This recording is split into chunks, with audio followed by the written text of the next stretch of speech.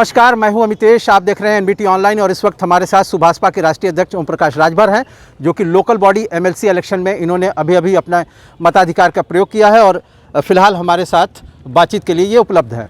Om Prakash ji, local body elections को लेकर के जिस तरीके की अलायंस की तैयारी थी, एक कैंडिडेट को आप लोगों ने इंट्रोड्यूस किया, उनका यहाँ से नॉमिनेशन फाइल कराया, वो बैक कर गए, फिर एक आपने इंडिपेंडेंट कैंडिडेट को समर्थन दे करके फिलहाल आप चुनाव लड़वा रहे हैं। क्या स्ट्रैटेजी के स्तर पर कहीं कोई चूक आप देखते हैं? कहीं कोई चूक नहीं है।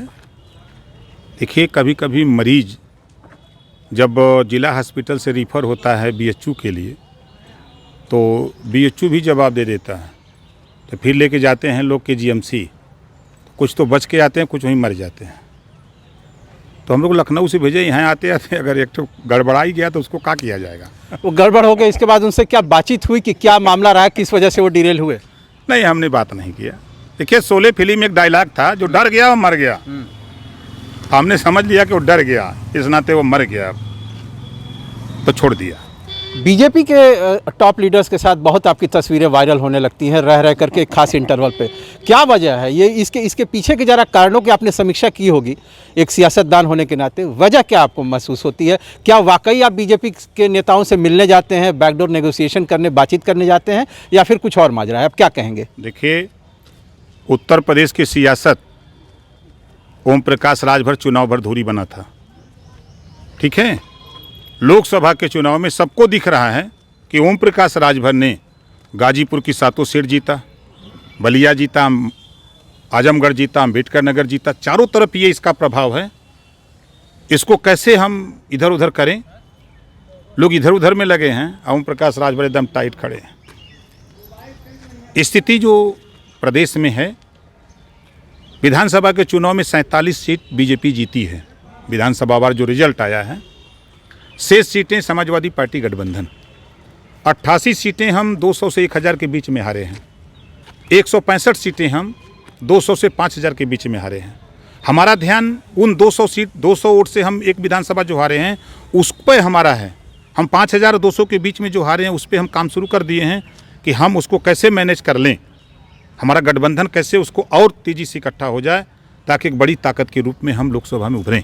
तो फिलहाल क्या ये माना जाए कि जो आरएलडी, सुभाषपा और एसपी का जो अलायंस है ये कंटिन्यू रहेगा लोकसभा चुनाव तक? वर्तमान परिस्थितियों को देख के ये माना जाए?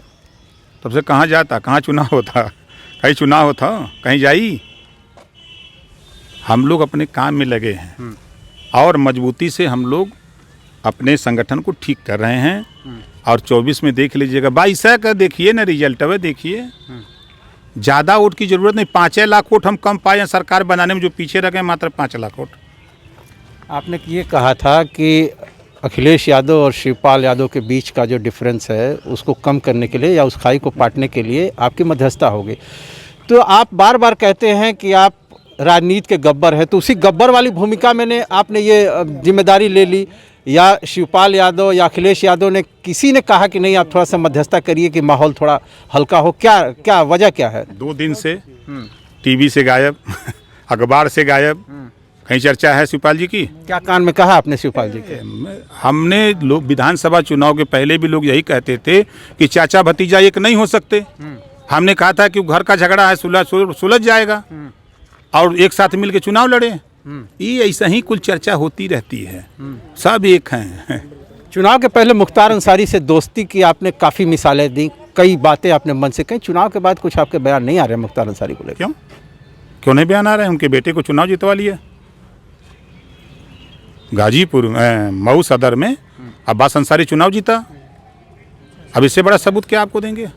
अच्छा, सपा अलायंस पार्टनर है आपकी, हालांकि सीधे तौर पर ये आपसे सवाल तो नहीं जुड़ा हुआ है, लेकिन चूंकि अलायंस पार्टनर होने के नाते आपकी भी इस बात में जिज्ञासा होगी। कई गाजीपुर के नेता रिज़ाइन कर रहे हैं और ये कह रहे हैं कि भाई सपा नहीं रह गई और वहाँ तो अफजाल अंसारी और अंसारी परिवार का प्रभाव चल रहा है। नहीं, वहाँ ये दिक्कत हो गई है ना कि अब ओम प्रकाश राजभर आए हैं जब से, तो 7 सीट तो जीत गए। अब आगे क्या खेल होगा ये राजा भर बताएंगे। अब जो बयान हमने भी देखा, एक दिन संजोग से मैं खाली था तो 5 मिनट बयान देखा। आप बताइए, बसपा के नेता से सपा के नेता से क्या संबंध है? बसपा का नेता इतना ताकतवर है कि कोई पार्टी चला रहा है, बयान भी अतिशयोक्ति आ रहा है। तो ऐसा क्यों कह रहे हैं लोग? जैसे होला ना कि मेहरारू छोड़े कोला तो लोग कहला सागे में हरदी नहीं न उलेबा, और कोनो बात ना। अभी तो मान लीजिए कि ये आपके अलायंस पार्टनर सपा की बात हो गई। अगर बात की जाए सियासत की पूरे प्रदेश की, एक अंतिम सवाल के तौर पे आपसे जानना चाहेंगे कि एक बार योगी जी ने कहा है कि अभी जैसा कि वो चुनाव के समय कहते थे कि हमारा बुलडोजर ओवरहॉलिंग और मेंटेनेंस के लिए रुका हुआ है, चुनाव के परिणाम आएंगे फिर चलने लगेगा। तो अब जो सरकार की जो गैंगस्टर एक्ट या इस तरह के लेकर के जो एक्शंस हो रहे हैं अभी शुरू हो गए, इनको लेकर के आप क्या कुछ कहना चाहेंगे? नहीं, देखिए, हम माननीय मुख्यमंत्री योगी आदित्यनाथ से फिर कह रहा हूँ, अपराधी की कोई जाति नहीं होती है। जाति चीन के काम करना बंद करो, अपराधी के साथ कार्रवाई करो, नहीं तो उंगली उठती रहेगी आपके ऊपर। माननीय मुख्यमंत्री जी, ये ओम प्रकाश राजभर नहीं, हजारों ओम प्रकाश राजभर उंगली उठाएगा। जाति चीन के नहीं, अपराधी की। अपराधी अपराधी होता है, अपराधी के खिलाफ कार्रवाई करो। और जो बयान आया कि गरीबों के ऊपर नहीं होगा, इसका मतलब कि आप पहले करते थे गरीबों के ऊपर।